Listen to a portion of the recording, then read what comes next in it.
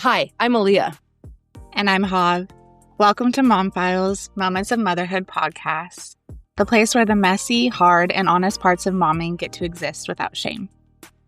If you're a mom, you'll find realistic routines, gentle validation, and maybe a few new things to try. Think of us as your village, a judgment-free corner of motherhood. We're so glad you're here.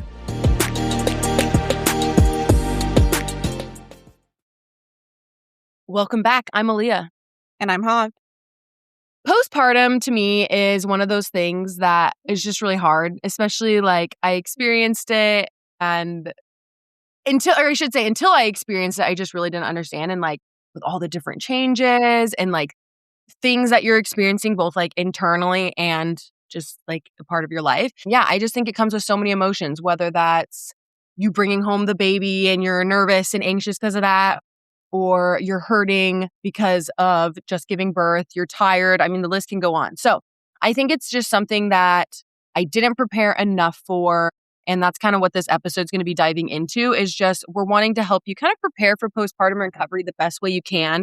It's not all rainbows and sunshine, and it won't be, but hopefully this will kind of help you just bring some kind of flowers during this rainy season of yours. So let's kind of dive in to maybe some real recovery tips and just kind of like the non-aesthetic part of postpartum life, because I feel like a lot of people glamorize it and it's not as pretty as some make it out to seem. So I just kind of like, if you are healing and you could be bleeding, you're exhausted, emotional, you're learning all about your baby. And so it is an identity shift. And so like for me, the reality is like, I felt like I became someone new overnight. I don't know if that's like how you felt, but I was just shocked. And I was also shocked. There were so many things that like I took so many emotions on at once. I was so sore and I was shocked by how sore I was.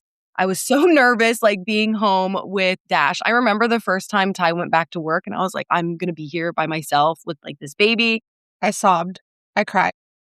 And so it's really scary. And obviously, luckily, I did the first couple weeks I had Ty. And I do think that kind of helped ease my worry. But like still, it's like once he left, I was like, it's us. And yeah, it's just a moment I wish someone had said to me like, and we definitely talked about it, like this sucks. And yeah. I think if I didn't have you, that would have been really hard, especially because like I was really surrounded by people that always were like, you're going to miss this. You're going to miss this. And I'm like, yes, I know, but I want you to tell me that this sucks right now. So I don't know. Yeah. What about you? How was your like first personal postpartum experience? Yeah. Well, first I want to say with the you're going to miss this, I wish they like said you're going to miss your baby being this little, but you're not going to miss the mental that you're going through. Because it's two different things. Do I miss like little tiny baby Azzy? I absolutely also love the stage that she's at. But do I miss how I felt? No, not at all.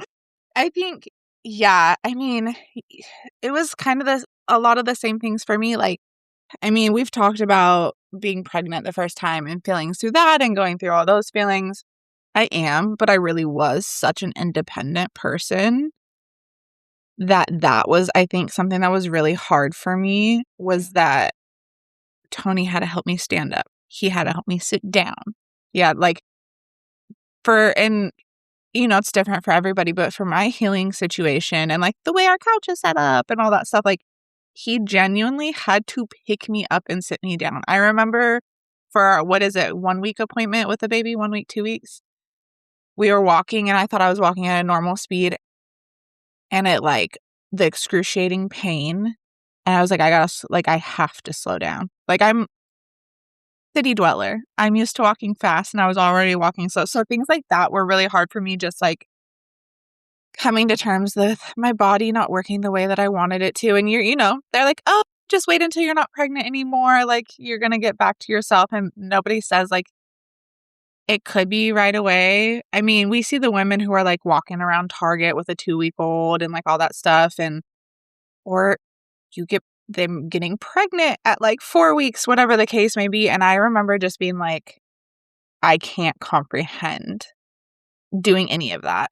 I mean, without getting into TMI, like just the intimacy of being with your spouse after having the baby, and not even talking like having a baby there with you is obvious a thing, but like how scary that is. There's just so much that goes into it. But then there was also the postpartum of you have this adorable little baby and the love that you feel for them and the connection. I think the weird thing for me is for the first like 2 weeks to this day, I remember being like, I'm going to be a horrible mom because Tony was so much better with her. He was the only one who could get her to calm down. At that point, I wasn't nursing to soothe. I was just nursing, like doing the feeding schedule thing, which ended up not working for us. But I remember being like, this baby is going to hate me. Like, I would call Tony and be like, I can't get her to calm down. Please come get her.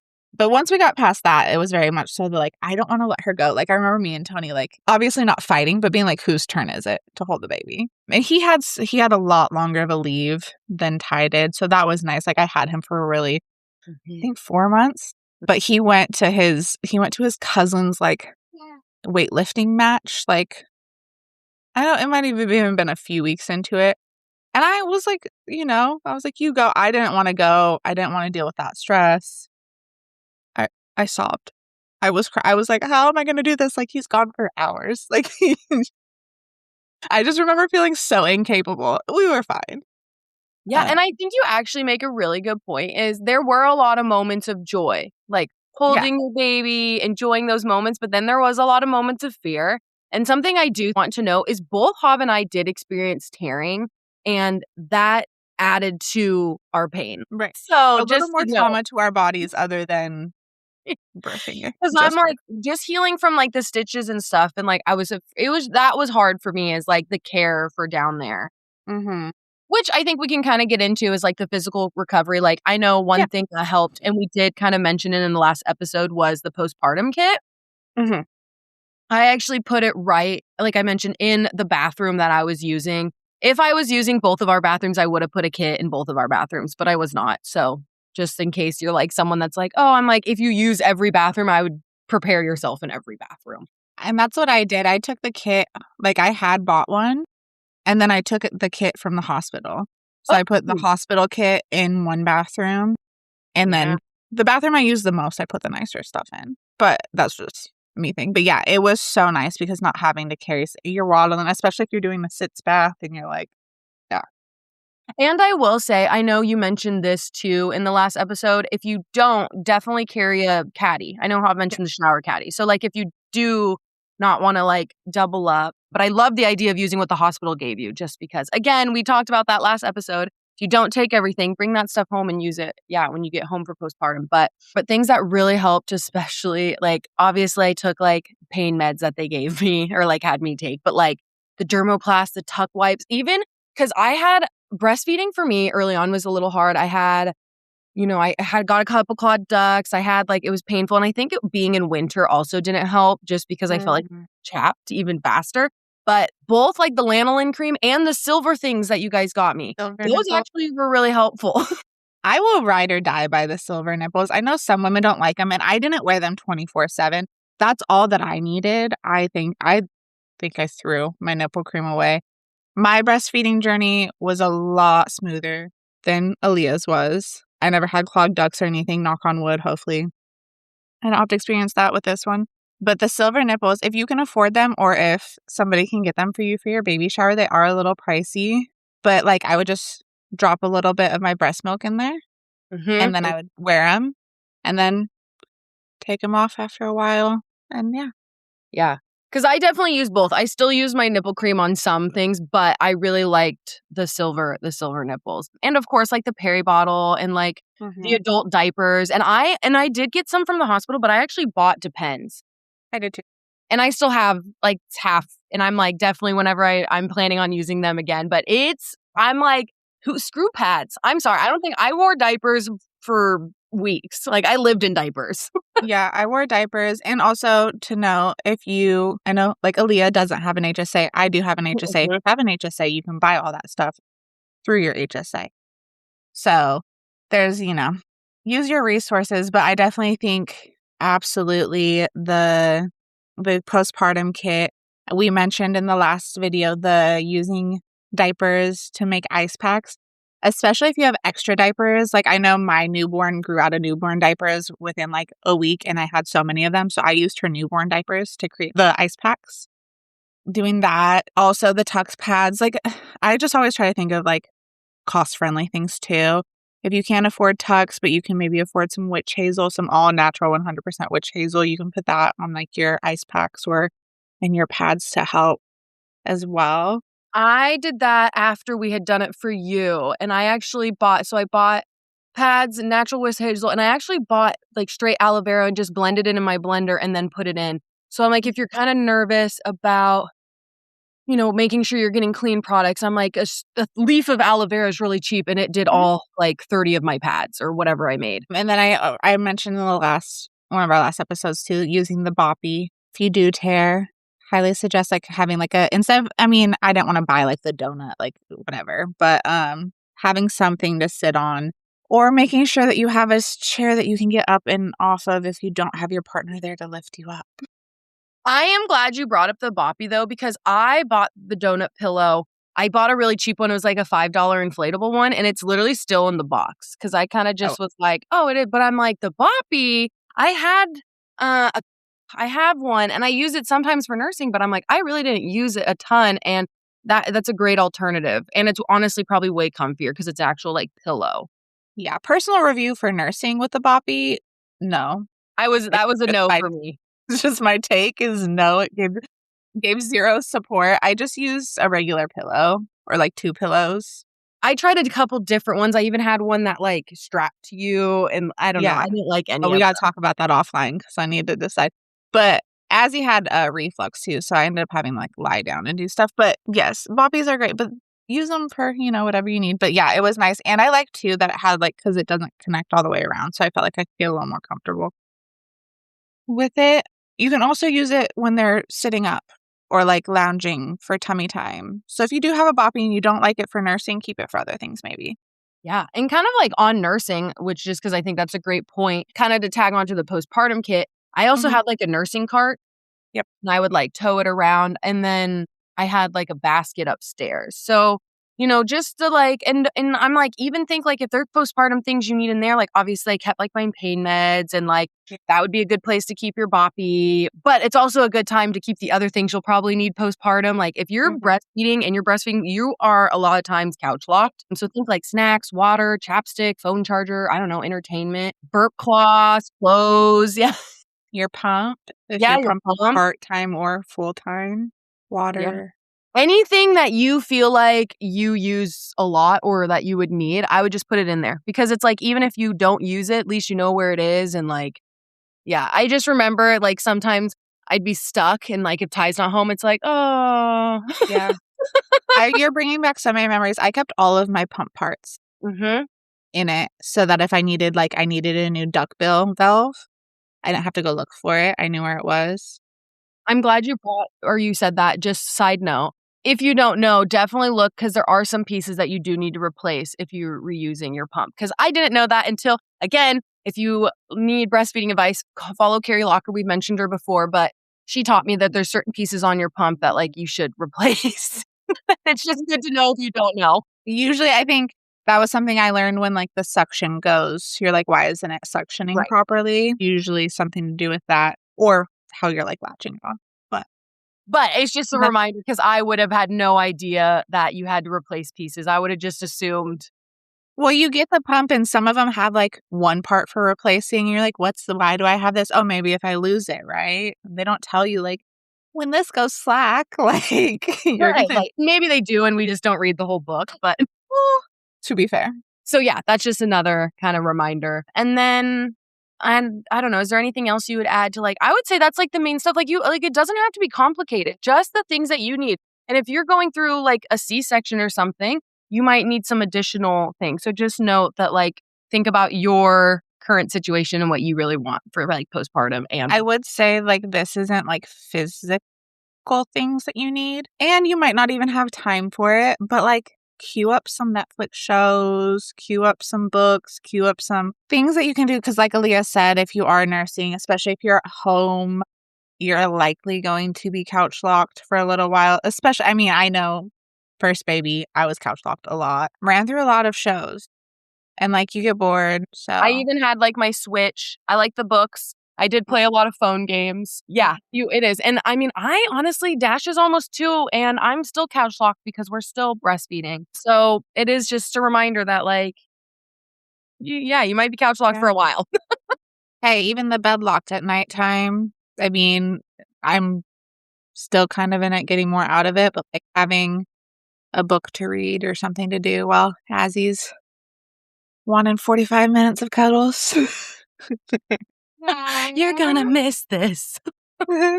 These are what Anytime I'm like upset, I tell myself that just because there is some truth to it. Like we've talked about, like, yeah, sometimes you're just like, I just want to scream and want people to be like, yes. Oh, it's so hard. I mean, just from somebody who's like finally seeing the light, and like getting like where she's putting herself to bed for the most part and stuff. It really is. Like I tell her all the time because she's like, I wish I had a magic wand so I could just be a baby again. I'm like, I want you to know that I miss the cuddles too, but this is so good for our bodies. Like we're getting so much better sleep. Like this is really, really healthy. But if I could just cuddle you all day and all night and have no, like, trust me, you think I don't enjoy snuggling, smushing your little face, like waking up to you and just seeing your cute little eyelashes flutter? Love it. I agree. It is sweet. Hated it though. Like having no option makes things really difficult. And I guess that I would say takes us, like, we're talking about physical. Now let's kind of talk about like the mental. Like there's more to recovery than just, trust me, physical is a big part of it, but mental is a huge part of it too. But to be honest, if physical was the only part of it, I don't think we would complain as much as we do. I agree. And I think that's like what I was getting at the beginning. There's so much that happens at once. It's like your body, both inside and outside, and then your brain is going through like a ton. And it's just like, that's so much change in a day period. And like you were saying, it's funny when when people said like, oh, just wait, once you give birth, you'll feel better. I did feel better and worse all at the same time. Right. It was like, I don't, like the pain that... I mean, the mental, because I know if you listen to the episode where we talked about being pregnant, and I mean, there's a lot of episodes where we talk about being pregnant and like grieving feelings and like, or being scared or whatever, like that switch after having her, like I was no longer worried about being a girl mom or what I was going to do, like how I was going to hold her or whatever. I was never really worried about like having a tiny little baby, but like, being like, oh no, did I make the right choice to be a mom? Like as soon as she was here, I was like, this is my life. But then I was also like, this is my life. Like I have no option but this to be my every single day. Mm-hmm. Love that for me. But it's also like mentally, like that really is kind of a hard thing to like, you can't just get up and leave. No. Maybe you can. I couldn't just get up and leave the house. I couldn't just drop her off Mima, if you're listening, I know you would say, yes, you could drop her off at my house, but you know what I'm saying. Like, you can't just, like, go do anything. I think it plays into, part of the reason is, like, for me, those things, like, yes, we could do it, but the anxiety that came with that. I'm like, that's a whole other thing we don't talk. Yeah, and the guilt. And I'm like, it is more than just being like, here, go away.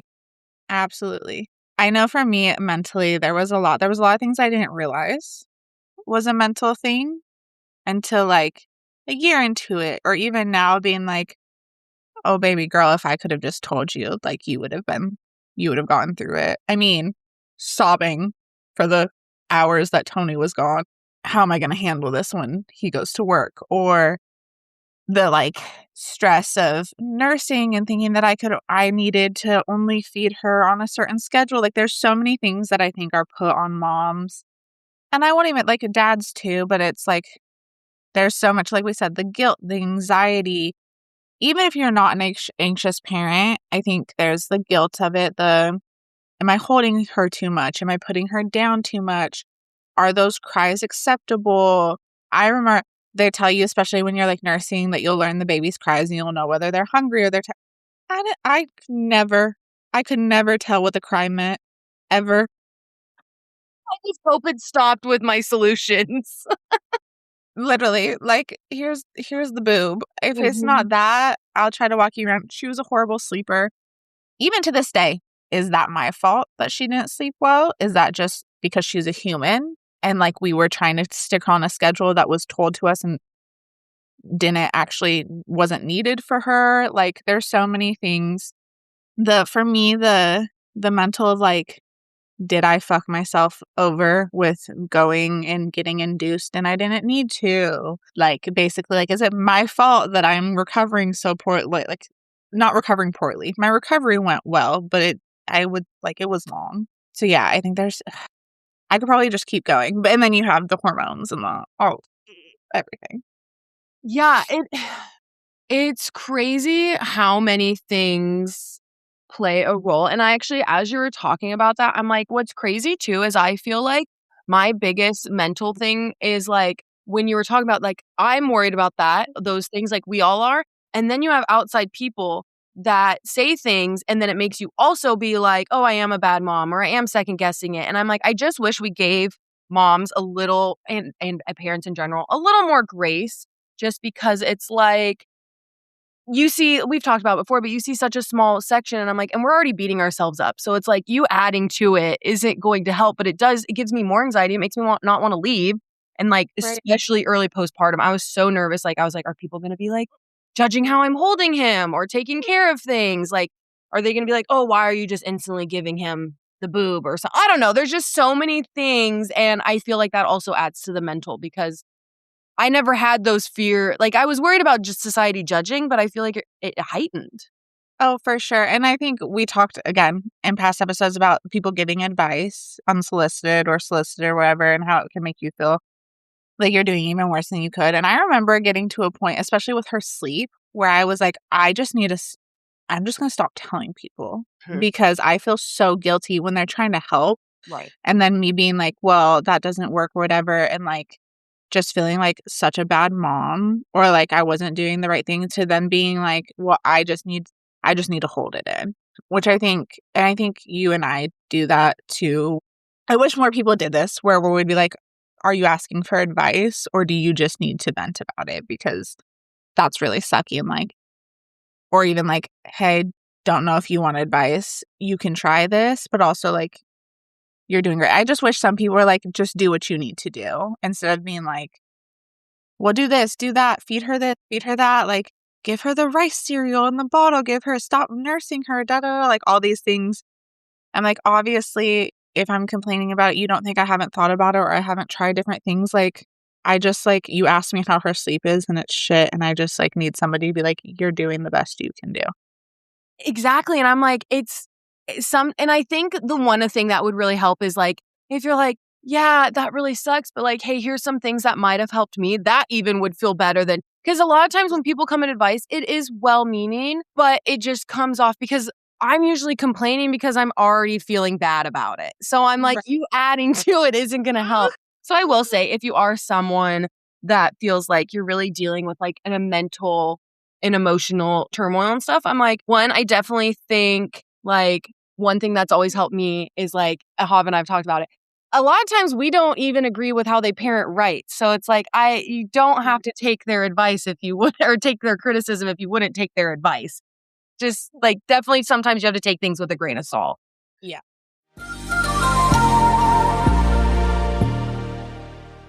Do you have a podcast and about 4 minutes of free time? Are you editing during nap time, answering emails at midnight, or wondering how your podcast became a second full-time job? But you don't need to do it all. You need back-end support. That's why we offer podcast editing and post-production for busy moms who have something to say, but no time for audio, show notes, or scheduling. You record, we handle the rest.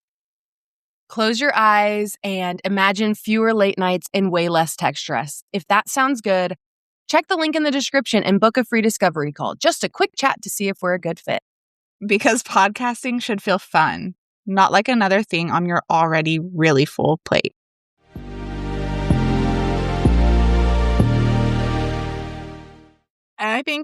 And we'll see how it goes with this second one, but I think that's why I'm like feeling so much mentally better about it is like, one, I went through it. She's a great kid. She's putting herself to sleep. All these things that I was terrified were never going to happen. And once I kind of stopped letting the outside noise and it got a lot better mentally, there's days where I still feel like a horrible mom. I think the other thing to talk about mentally is partnership. And like, you can have the best relationship in the world. No matter what you say or how you try to convince me, your whole life is going to change. It's going to be kind of thrown upside down when you have a kid. And the mental of, am I letting dad do enough? I know for me and Tony, a lot of it, like, and we talked about this, is like, he mentally was like, I need to do as much as possible to make the house, because that's really big for me. I like the house being clean. I like having things done, all this stuff, the yard. I want things taken care of. So he went and made sure that the yard was taken care of and did all these things and would like make sure, but like wouldn't necessarily be in the room with me and the baby. Not like avoiding us, but like in my head, I'm like, why aren't you sitting down in it with, things like that. Like, and there's just so much, like, you can just get so into your head. So I think there is also the postpartum recovery of like you and your spouse connecting. You don't have time maybe some of you do. We didn't have time to go on dates. We didn't have stuff so that we were able to do, like, the days that we would sit down and watch an episode of TV together were like the best things ever. And then, like I said, like, especially if you're nursing, I hate when people are like, oh, of course, it's a breastfed baby. Like, of course they're attached to mom. I hate that. But also, yes, of course. So I know for me, a lot of it was like, am I letting dad do enough? Like, I felt like I wasn't involving him, but there was also only like so much that he could do to support the physical aspects of it. So I think the mental recovery, like postpartum with your spouse, is something that, like, honestly needs more attention. Just like when people talk about it, it can be really hard. I'm not saying it's going to, like, you talking about it's going to solve everything or whatever, but I definitely think that's something, like, we talked about last episode, the episode before that, is like just preparing and having a conversation with your spouse about, like, things that, like, with me and Tony, I'm like, just sit down with me. If the yard doesn't get done, Mm-hmm. Like, just want some time. Yeah, I think that's a good point, is like a big part of the mental is sometimes not being on the same page. And so I agree, like, especially as you're kind of getting ready, is to kind of, start talking about, figuring out if there's things that, like, and we've talked about, you might not know until you're in it, but, like, start thinking about ways that maybe you guys can support each other. But I also think that could tag on to family. Like, if you like, and we'll link the episode below, but you might need to set boundaries with family members or things like that. And so this is also a good time to kind of set up for that mental kind of aspect of it as well. I was just going to say friendships too. You might feel like a shitty friend for a while, to be honest. I know my friends are amazing. Everybody was checking on me, but I remember there was points where I was like, I feel like all I do is talk about me and talk about baby and complain. And I don't know how to get out of that because that's my whole life right now. But, like, I love you and thank you for being there for me. And I hope you don't think I'm a crappy friend. And, like, I was the only one who had a kid. So also don't be super worried. Like, I think people are always like, well, you have a kid and your friends don't have kids, they're going to vanish out of your life. That's not necessarily true. I think my friendships got even stronger. But there was a good, like, probably year and it was just honestly mentally kind of difficult to be like, okay, now message them first. Now make sure that you're checking in on them. It sounds selfish, and it kind of is. I mean, to be honest, you deserve to be selfish in that first year. Shit's going on. But I think prepare for maybe feeling like you're even being the one who's neglecting your friends. Maybe, I don't know. I don't know how to prepare for that, but I agree, but it is something. I mean, I think one way is, like, you can let your friends know, like, hey, I might be a little absent this next year. Like, you might not know, but I mean, just to let them know. And I'm like, and if they're not understanding, it's like what we've talked about. Those aren't very good friends. So, I mean, I would say that's a good part of the mental. I'm like, there's obviously the stuff with your supporting your, having you and your husband or partner be on balance. There's also, like, actual postpartum stuff. Like, you're going to be dealing with potentially postpartum depression or postpartum anxiety or who knows what else, because it feels like it's just such a wave of emotions. And I mean, I don't have a ton of advice, but I think one thing is, like, recognizing it and just kind of feeling the feelings. And if you do need extra support, definitely, look for it, whether, like we've talked about before, whether that's therapy, whether that's, like, just a sounding ear. I mean, Hav and I ourselves have really, like, been, like, I wouldn't have been able to get through postpartum without you. So, like, if you can find someone, yeah, it can make a really big difference. we like I I think especially since I had Azzy, the voice memos, we didn't have a lot of time. We still don't have a lot of time to talk on the phone. But like, you were childless and you saved you saved me during postpartum. Like, just being able to message you and be like, it's a shit day. Just like, and we're across the country from each other. So, and a time difference. Yeah. Time difference, all that stuff. So if you haven't thought about that, doing like a voice diary or something with your friends might be really helpful. Yeah, having that support. And I think, like we always talk about, just like be introspective about what you need. I think obviously it's gonna be different with this one. And sometimes I wish I went out more and like did stuff with her more when she was an infant and stuff. But also like I think I needed that just like space.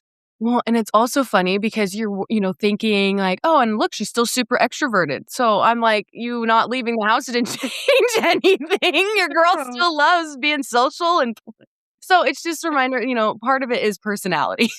Yeah, a big part of it. That's why I'm like, take what everybody says with a grain of salt. I mean, she's in daycare now, but just to that point, like people would be like, oh, like you don't, I was taking her to parks when she was like verbal and walking and stuff, but like, oh, you don't take her, you don't let other people hold her. She cries when other people hold her. And I think paying attention to you and your child, it pans out. Your kid might not be social. Guess what?